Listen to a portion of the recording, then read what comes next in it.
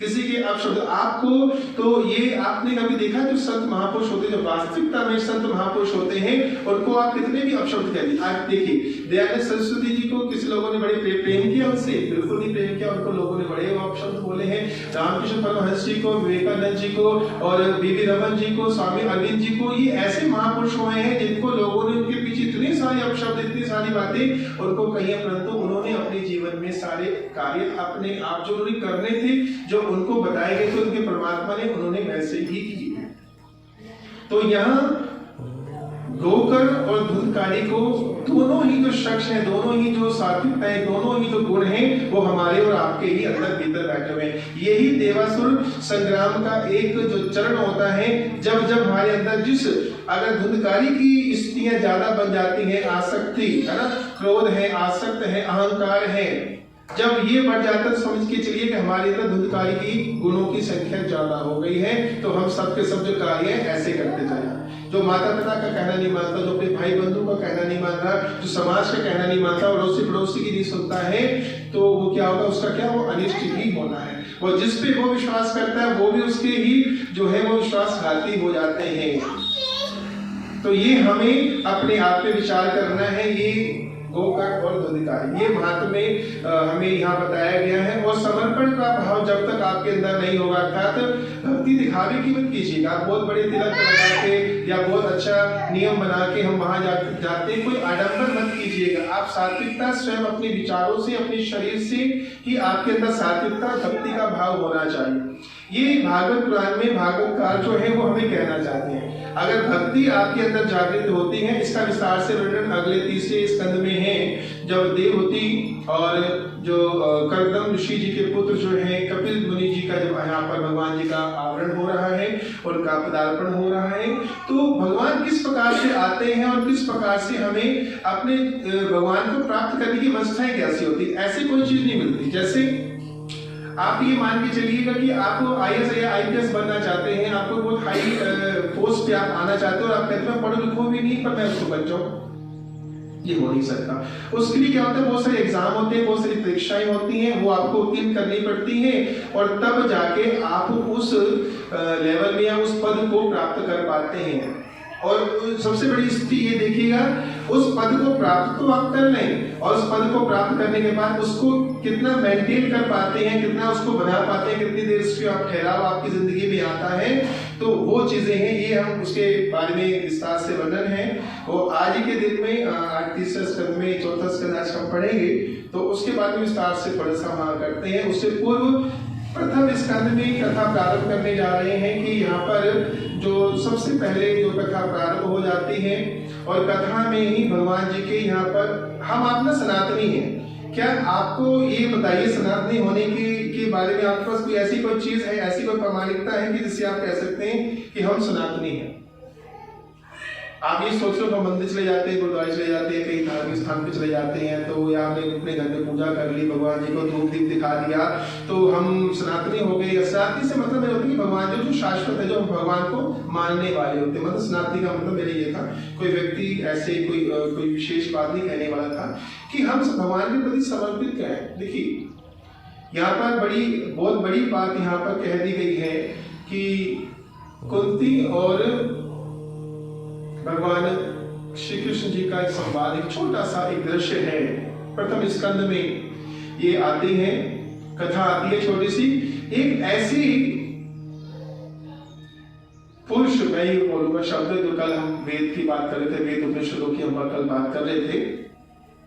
कुंती ने भगवान से मांगा है दुख,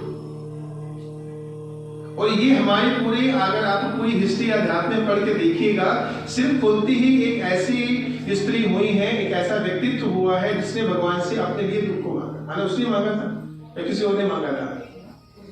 कुंती ने ही मांगा हुआ है।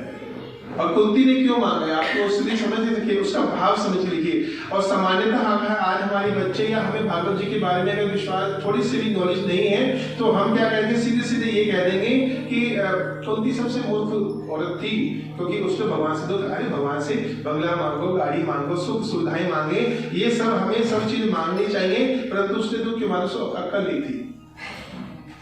ये हम आप जैसे जो है ना, नहीं मेरे जैसे, आप जैसे तो व्यक्ति हैं, मेरे जैसे अल्पबुद्धि वाला व्यक्ति यही बोल देता है, वो मूर्ख रही होगी। उसको इतने अच्छे भगवान जो जगदीश्वर सृष्टि के पालन करता जो परम तत्व है वो उपस्थित है और उससे उसको क्या मांग रही है? दुख मांग रही है। अब इसका भाव समझ लीजिए। यहाँ वेद व्यास जी बड़ी सुंदर तरीके से एक बात कहना चाहते हैं कि जब उसने ऐसा क्यों मांगा।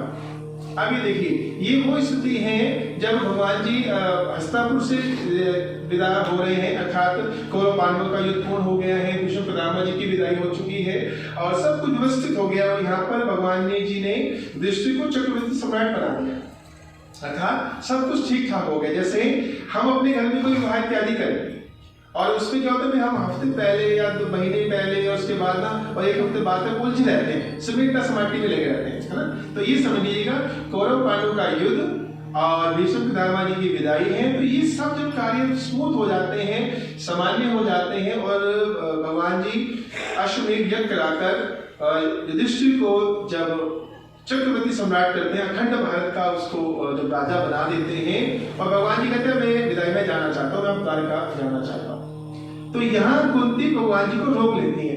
कुंती और द्रौपदी का एक संवाद है यहाँ पर, वो उन्होंने सबसे पहले उन्होंने रोका है, उनको तो भगवान जी कहीं पर रुकते हैं और रुकने के बाद भगवान जी का छोटा सा ये भाव यहाँ पर है। इसको मैंने कहा क्योंकि बड़ा मानने के आपको लोगों को पता चले कि भगवान जी से दुख मांगना, जो लोग गलत इसका डेफिनेशन का एक्सप्लेनेशन जो है वो गलत कर देते हैं, परिभाषाएं गलत करते हैं। तो कुंती ने भगवान से मांगा क्यों दुख। भगवान को कहती है कुंती जी का, देखिए उनका समझ लीजिए भाव, अपने आप को वहां पर रख के देखें। इस दृष्टांत में कुंती ने कहा कि प्रभु आप जा रहे हो, ये पारस करने जो युधिष्ठिर जी ने बोला है सेम वही शब्द है वो कुंती जी के, क्योंकि पहले कुंती जी सुना है युधिष्ठिर जी ने, वही बात उन्होंने तब बोली है पारस करने। ये प्रथम स्कंद की बात चल रही है। कुंती ने कहा कि हे प्रभु हे परमेश्वर, अब कुंती जी कौन है? अच्छा, कुंती जी और भगवान जी का संबंध क्या है? बुआ जी है, बिल्कुल अच्छी बात। वो बुआ जी है, पर यहाँ भगवान जी को बुआ जी ने नहीं बोला, उन्होंने यहाँ पर भगवान जी को संबोधन जो उन्होंने किया है वो जगत गुरु के रूप में उन्होंने ये श्लोक है दिया है, विपदः सन्तु च शाश्वत तत्र जगत गुरु भवतो दर्शनम यदस्यानाम ते व दर्शनम, अर्थात कि वो यहाँ पर भगवान को जगत गुरु के नाम से संबोधन कर रहे हैं। कहते हैं जगत गुरु आपने समस्त जीवन में, हमारे जीवन में आपने पद पद पर हमें सभी विपत्तियों से आपने हमें मुक्त किया है। अब ये देखिए यहाँ भाव जुड़ी, यहाँ जहाँ मैंने पहले बात की वो जुड़ गया, भक्ति यहाँ आ रही है साथ साथ में, उसकी बात को भी आपको प्रमाणिकता मिल रही है, क्योंकि विपत्ति के में ही जब विपत्ति हुई है और जब हमने आपको याद किया है तुरंत आप हमारे पास उपस्थित हो गए। आप किसी न किसी कारणवश, हमने आपको बुलाया नहीं, बस आपको याद किया है और आप किसी कारणवश आप हमारे हस्तिनापुर में आप आ गए, आप पहुंच गए हैं। और आपके आ जाने पर फिर जब हम उसमें जब आपसे मिल लेते हैं तो हम जन्म मृत्यु का जो डर जो भय होता है, अच्छा हमें सबसे बड़ा भय पता क्या है? हम भगवान को याद क्यों करते हैं? सिर्फ एक ही चीज का भय होता है, हमें सिर्फ भय होता है मृत्यु का। हम ये जानते हुए कि शाश्वत सत्य है कि हमें मरना है, उसके बावजूद भी हम मरना नहीं चाहते, इसके भय से हम भगवान को सदैव याद करते हैं कि हमें मरना नहीं। हम विडंबना देखिए, हम सबको मरता हुआ देखते हुए भी हम मरना नहीं चाहते।